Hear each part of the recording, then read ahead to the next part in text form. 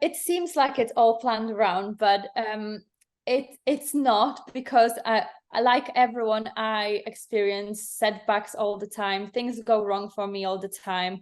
But again, it's just because I focused so much on how my head works in situations like this. I have become very adaptable in business, and I think being able to just take life as it goes and not really get fixed on like my 5-year plan. I don't have a 5-year plan. I don't know where I'm going to be next year, if I'm honest, but I just know that I know how to navigate changes in my business. And I think this is, like I said, we all need to play to our strengths. And so the goal is, the plan is, I am going to be I'm going to be launching another Club PMU, but now it's going to be in Barcelona.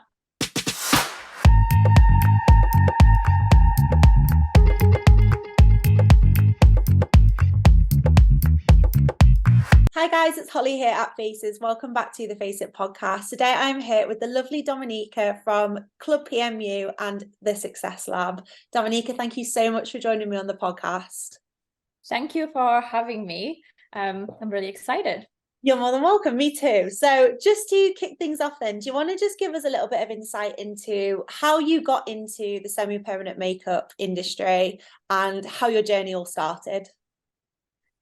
So the first time I trained in permanent makeup was back in Poland. I moved to England 9 years ago in 2014. And because I couldn't speak English when I moved, it was quite difficult for me to start straight away. So I didn't want to be in a position where I'm offering a treatment such as permanent makeup and I can't really explain what's what to my clients or communicate with them. So I had to sort of go back to the basics. I started a job in a factory in Bradford, actually, just so I could learn English and get comfortable with speaking to people. Sorry, Dominika, what year did you say you moved? 2014. Because like your English is so fluent, like Thank you. that wasn't that long ago, really. Yeah, but I think because I've learned most of it in England, this is why I sort of don't have a strong accent. This is how it just, I feel like they teach you wrong in schools. They should teach you like conversational English straight away, just ready phrases that you just learn and repeat all the time. And I think that's why it went much quicker, because I didn't actually learn at school. I learned in England. So then when I started getting comfortable with the language, I found a job in a beauty salon. I started working, offering nails and lashes, and I was working for someone sort of on a percentage base. And let me tell you, that was a learning curve. I was working for this lady who just was everything you shouldn't be in the industry. She wasn't paying me. I one time just came to work and ended up knocking on the door and the locks were changed because she wasn't paying rent. So that first experience as a beauty artist, as a beauty technician in England, was just the one that I've learned on the most. And then I just decided I need to go self-employed. So just slowly building my clientele by doing cheaper treatments like lashes and nails, and then gradually started introducing permanent makeup. I had to actually do an English qualification as well, because my course was done in Poland first. So I had to sort of make money to be able to pay for it. So this is how it went. This is how probably my progress in the industry went a little bit slower, because I just, again, had a different starting position to someone who would just train and qualify and could communicate straight away. So then I sort of moved around a little bit because I like to live in different places. This is why I need to be able to take my work with me different places. So I finally settled in Headingley at Dr. Bamer's clinic. And this is where I'm going to keep my British part of the business. And yeah, this is 2 years ago, I've launched my training courses. I always wanted to teach. I never wanted to have a big academy, but I wanted to be able to teach. So 2 years ago, I launched, at the same time as I launched my training courses, I also decided I want to move to Spain. So now I live in Barcelona and I fly back to England for a week or two at times, meet all of my clients, meet all of my students, and I somehow make it work. Amazing. Oh, that's fantastic. So do you have clients in Spain then as well, and students? So yes, actually, I am about to open a studio in Spain as well. So very slowly, but again, language barrier. Barcelona is quite good because there are so many internationals. I'm probably a bit more lazy now. I know English because I can communicate, but also I wouldn't want to limit myself just to English speakers, because obviously there are so many people that can only speak Spanish. So yes, I'm doing a crash course in Spanish now.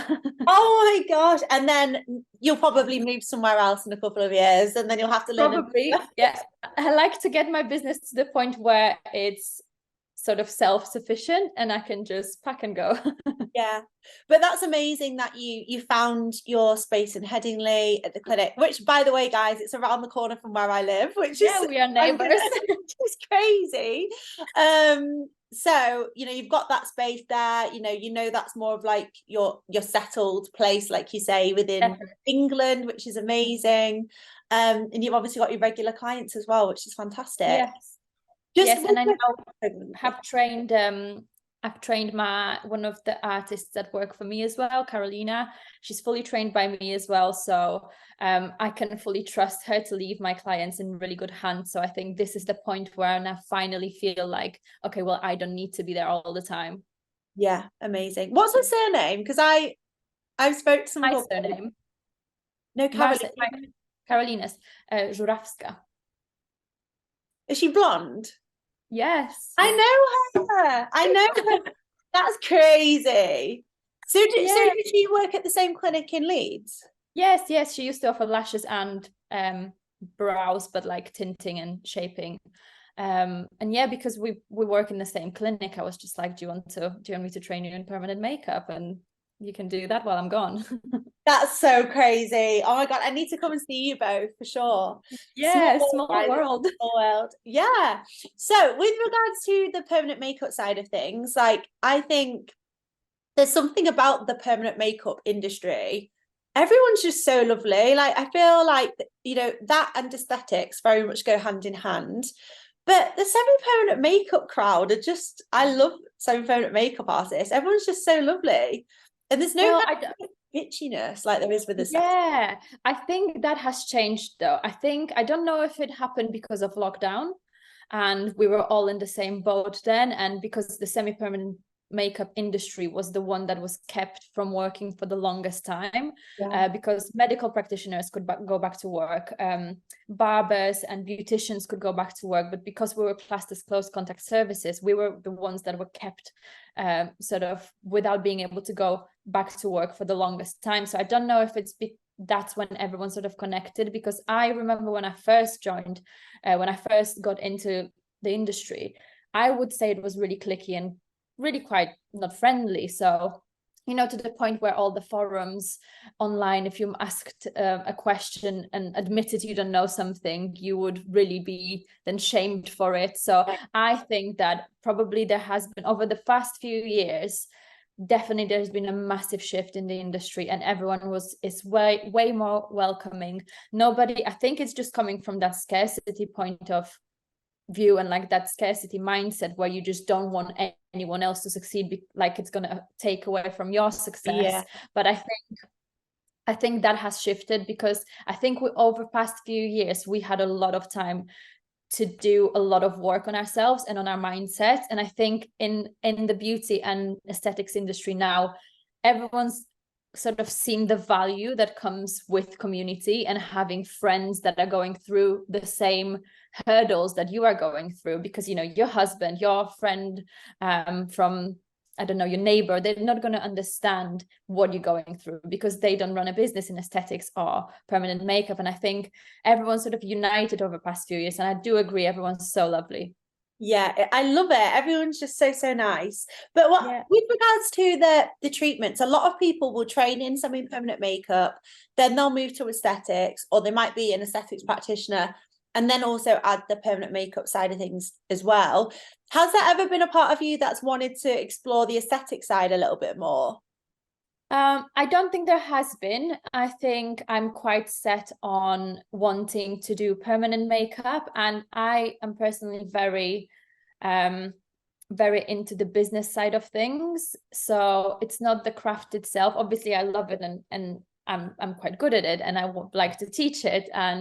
But I love I'm really passionate about females in business, and this is what really drives me. I want the business side of things to always flourish, and adding aesthetics to this, with me being such a free spirit in terms of moving around all the time, this wouldn't be serving me. Obviously I could do it, but I have done working 6 times a week, 12-hour shifts. I'm done with that now. I want the freedom. So adding another treatment to my list, that is just not going to be serving me. Plus I work alongside one of the best doctors in the industry, Dr. Baima. So she would outshine me every day. Oh no, amazing. So talk to us a little bit about the Success Lab then, because that's obviously your passion, like you say, with the business and empowering people. So talk to us a little bit about how that started and what kind of things you do with that.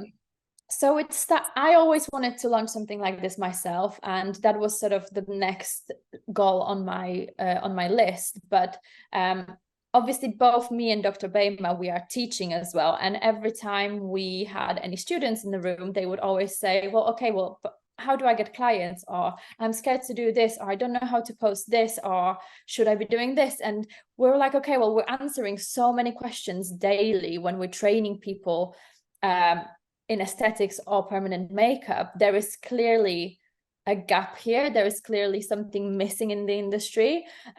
So we wanted to create a course that is not going to just give you like a blueprint on how to promote yourself, but we both really believe in the same mindset shifts that have to be done in order to sort of promote that success in the industry. And we both have done a lot of coaching ourselves, both started in lockdown as well.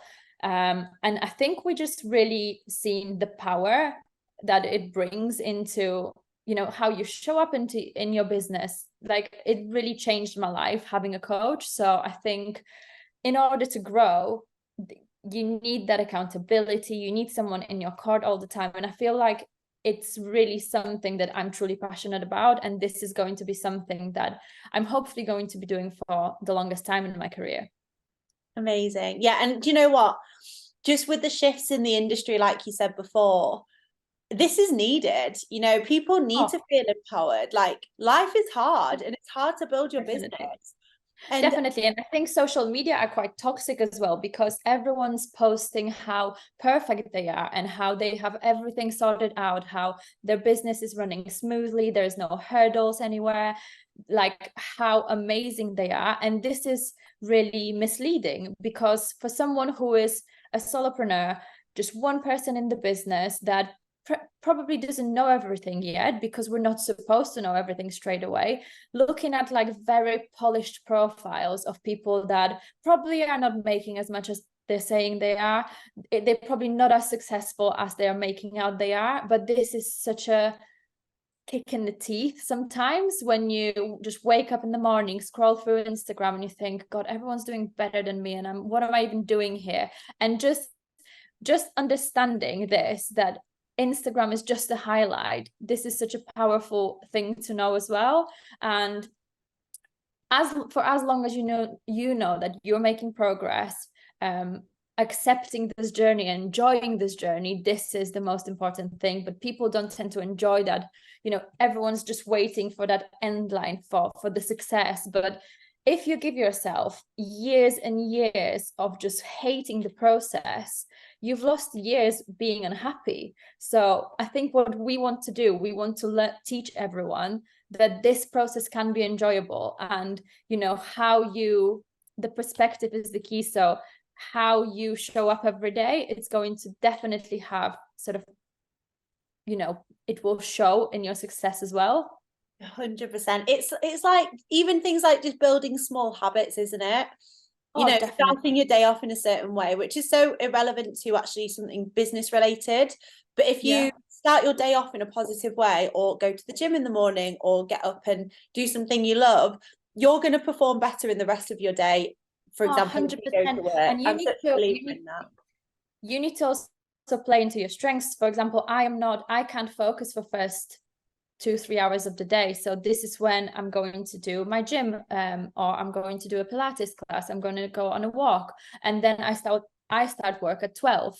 But because we are self-employed, we're not using it in the right way. Everyone thinks, right, okay, well, I'm self-employed. I'm going to start at 7, finish at 7, run myself to the ground, and I'm going to hate life. But the thing is, you might as well charge a bit more, focus on marketing a little bit more, so you don't have to work as many hours, and then enjoy your mornings and actually, do enjoy the process as well. So I think we forget how lucky we are, that we can control our time, that no one else is controlling it.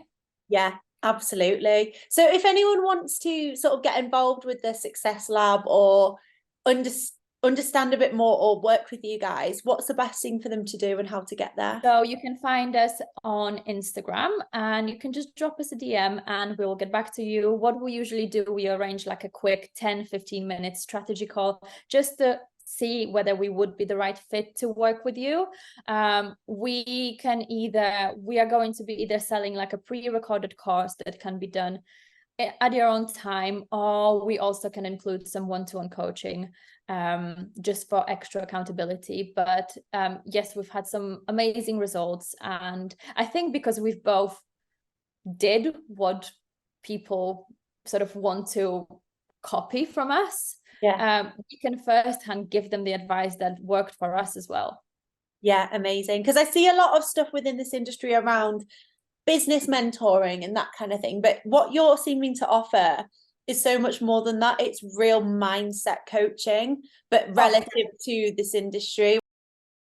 So important, because I see it all the time about like, do this to build your business, do this on Instagram, but you're so right, it's not just the things you do to build your business. It's if your head is not in the right place, you are not going to be showing up. So you could literally have a blueprint, step by step, what to do, how to succeed, and what you need to be doing every day to book more clients. But if your head is not in the right place, if this doesn't align with how you feel every day, with what you want to do in your life, it's not just going to work. And I think this needs to have a very personal approach as well, because, for example, look, I have completely different goals to someone who is in my position, who also might have a training academy, who also might have a permanent makeup studio, but they want to be fully booked, they want to be making this amount of money. But for example, me,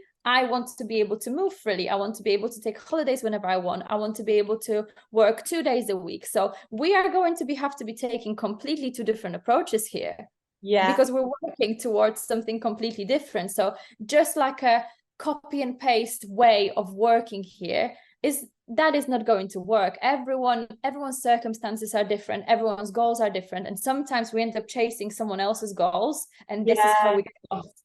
Yeah, because like you said before, social media gives these expectations of, this is what a successful business looks like, this is what it should look like if you're running a business and you're a sole entrepreneur, and this is the kind of things you should be looking for and doing, and that isn't the case. Like you say, there's no one size fits all, but I think there isn't. I think social media makes everyone think that success is measured by one thing.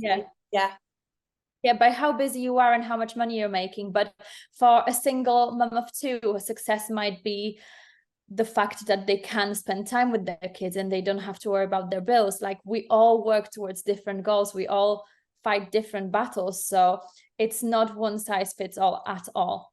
Yeah, exactly. No, I think that's amazing. So anyone, if you're interested and want to know more, I'll put all of the links below, and you can always message Dominika to find out more information and have a call as well, which I think is fantastic. You know, I think like I said before, a lot of people are offering mentorships and that kind of thing within the industry now, which I think is great to offer support, but mindset is everything. So what you guys are offering is just that little bit more, which is incredible. So obviously, Dominika, you are focusing on the training side of things, which is great, and you've got everything seems to be planned out and like going really well for you. But what are your kind of goals for the next year or two? So obviously you like to move around. So do you have in mind kind of what you're wanting to do? So it seems like it's all planned around, but it's not, because I, like everyone, I experience setbacks all the time. Things go wrong for me all the time. But again, it's just because I focused so much on how my head works in situations like this. I have become very adaptable in business, and I think being able to just take life as it goes and not really get fixed on like my 5-year plan. I don't have a 5-year plan. I don't know where I'm going to be next year, if I'm honest, but I just know that I know how to navigate changes in my business. And I think this is, like I said, we all need to play to our strengths. And so the goal is, that the plan is, I am going to be moving, well, not moving, I'm going to be launching another Club PMU, but now it's going to be in Barcelona. Hopefully, starting from next year, it will be all up and running. And I want to focus on the training academy as well. I mean, courses are already up and running. Obviously, the number of students I train keeps growing all the time. The way I like to run my training academy is, again, I like to have that personal approach, because we all start at a different point. All of my students have completely different circumstances. They had completely different careers in the past. So I want to be able to, I need to have time to support them as well. So I think my biggest goal is to have it all planned in the way that still gives me that freedom of deciding where I want to invest my time. And the biggest goal of next year is obviously to learn Spanish.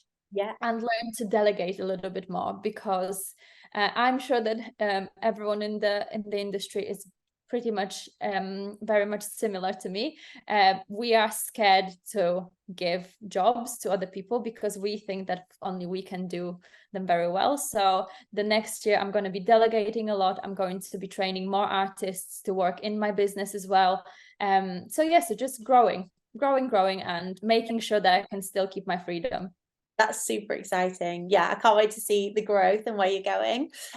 Just to finish off, what advice would you give to someone who is looking to train in permanent makeup, but they just don't know who to train with? Obviously, my advice would be go to you, because you sound incredible. But obviously, there's so many academies out there. You know, it's a real minefield when you're looking to do some training, because it's like, you know, so many out there, don't know who to choose. So what advice would you give to someone in terms of how to choose the right academy for you? First of all, don't look at the price. I'm not saying to pick the most expensive one, the most expensive course, because that's going to be the best one. But instead of looking at the price, I would definitely advise to look at it as an investment in your future. So how you invest this money right now is going to be really important. So my first course was really cheap. What I ended up having to do is to train again and again and again. So when we actually add up my full spend on training courses, I should have just gone and done way more expensive first course, and I wouldn't need to train over and over again. So definitely don't look at the price as the main sort of indicator which course you should be choosing. Definitely, I would look into finding someone that you feel like you can gel with, because we are going to be in touch for a long time after this. It's not just a 3-day course where I'm going to leave you with all the information, with everything you've learned, and just abandon you and off you go and do clients, because this is what happened to me, and this is why I probably took so much longer to become successful in this field. So definitely find a course where you can actually have that connection with the person that is teaching you. This is why I sort of never wanted to have an academy that mass produces really low quality artists but just makes a lot of money. I was never sort of, money wasn't my only motivation here. So find someone who you can genuinely feel will give you support, and definitely someone who work you like, because this is another important. Really good advice. You know what, the support aspect is something that comes up a lot, but you're so right. If you don't feel like you would go for a drink with your tutor or be friends with them, yes, right, you're going to need to contact that person for a long time afterwards, and they will give you that back. So you need to make sure they have time for you. You need to make sure they have time for you, because again, imagine if I was working with clients back to back all the time. People keep asking me, so what do you do when you go back to Barcelona? I'm looking after my students because they need me. So to the point where I literally give them my WhatsApp number, and when they do their first models, they can message me, they can send me pictures, they can ring me if they need me. Like, this is such a scary thing to start for someone who has never done anything like that before, even after you've finished a course. So find someone that you really genuinely feel will support you, because there's nothing worse than spending X amount of money. You know, training courses for permanent makeup vary from anywhere from £2,000 to even £10,000. So spending that amount of money and then not having that support, that is definitely going to be a big sort of setback for you on your journey. And also definitely one-to-one training, because with how much can go wrong when you're doing performing permanent makeup treatment on a client for the first time,